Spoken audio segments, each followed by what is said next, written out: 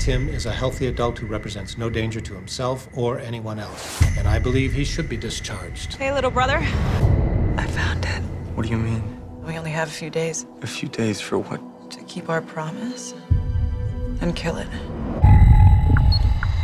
My name is Kaylee Ann Russell. The purpose of today's experiment is to prove that the object behind me is responsible for at least 45 deaths in the 4 centuries of its recorded existence.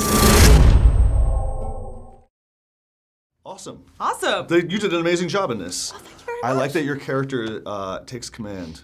Yeah, she which does is take nice. command. Yeah. Did you talk with Mike about that ahead of time? Because what I just love is the sense of urgency your character has, and the know-how and the planning and all of that. Can you just talk about how you found her voice? Well, I mean, a lot of her was on the page when you read the Sure. script. I mean, there's certainly a sense of urgency because there's like a time limit on this in a way.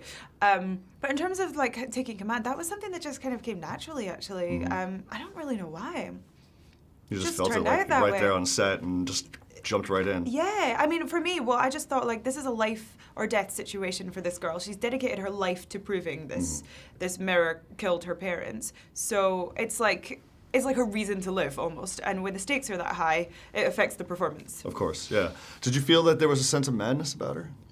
Oh, absolutely. Yeah. I mean, we were trying to play with that because, Yeah. I mean, the mirror is all about perceptions and warping them and what's real, what's not. So we wanted it to appear that, you know, like, I mean, it's a two-hander, essentially, between Tim and Kaylee, and which one of them is crazy? That's the question we wanted to bring up. For you guys, you know, I mean, like, you guys get to play the physicality, you get to play the psychological. I mean, it just seems to be a great tapestry of material for you guys. Would you agree? I mean, like, when you got the script, did you feel a sense of, holy shit, this guy knows what he's doing? Yeah, I remember getting the script and saying, you know, to myself, this is a pretty good script. It's well written, you know, and I had to make a decision. So they said, why don't you talk to Mike on the phone? Because he wasn't in town. I think he was in Alabama.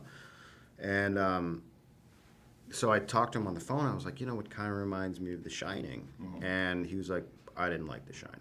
And I was That's like, right. I was like, holy shit, really? You're really gonna say that to an actor on the phone? Like, Yeah, come do my and movie. I thought this guy's got some balls. I was like, I'm you know, that helped me push me over the edge. I think to make the decision to do it And because for he's you? got to have something up his sleeve. Yeah, no, absolutely.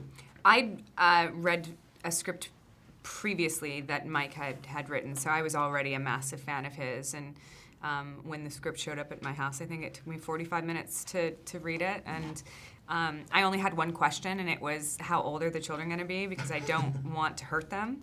And that was kind of, it's hard to play a character that has very little redeeming qualities for a lot of the movie.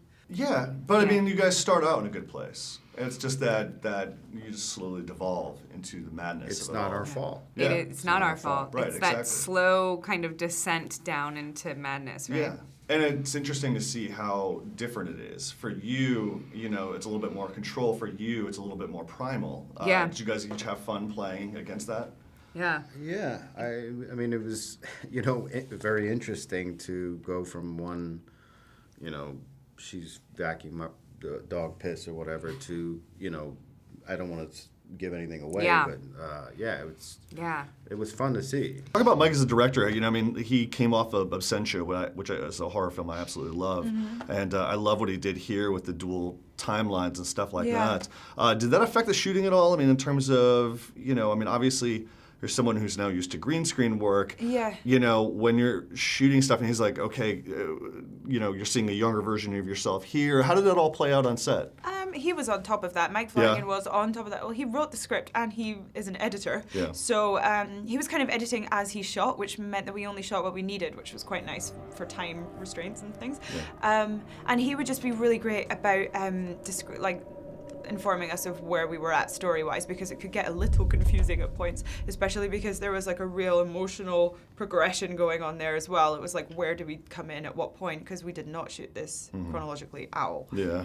Talk Yeah. about the mirror, because when I talked to Mike, he said, and you can't see too much of it in the trailers and stuff, but how delicately everything, the design work was. It was stunning. It was beautifully designed and They handmade that mirror. it was Yeah. stunning. And it was molded, and so I think there were 2 or 3 of them, and it was a beautiful mirror, but I would never put that in my house, ever. I don't think anybody would now. I think Mike Flanagan may have it, or someone may have it. I wouldn't want it.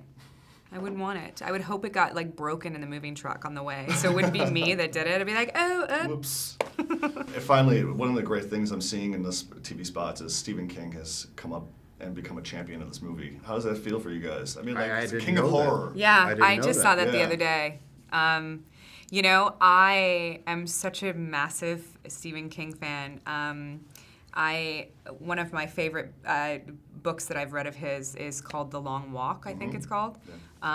Stunning book. It's literally like the original Hunger Games, and I think he's phenomenal. The fact that he likes this movie is crazy. Can you just talk about, I mean, what's interesting is that we're seeing a great new wave of filmmakers. Like James Gunn, I know James Yes. really well. Oh, and, yeah, yeah. and Mike, and I mean, they're coming up, but they're focusing so much on character. Yes. They've got, it's a high concept, but they're focusing on character. I mean, that must be a relief for you as an actress. Oh, you it's know. the best. Yeah. I feel so lucky that I'm getting to work with these really exciting directors who not only are creating really entertaining, actiony, like, amazing movies, but they're like really devoting the time to the characters and developing them.